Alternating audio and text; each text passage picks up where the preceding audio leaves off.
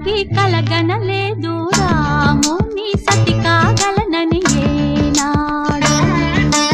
రాముడు అనుకోలేదు జానకి పతి కాగలనని ఆనాడు.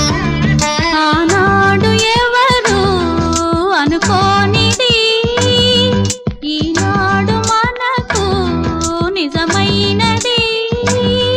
ఆ రామాయణం మన జీవన పారాయణం. రాముడు అనుకోలేదు జానకి పతి కాగలనని ఆనాడు.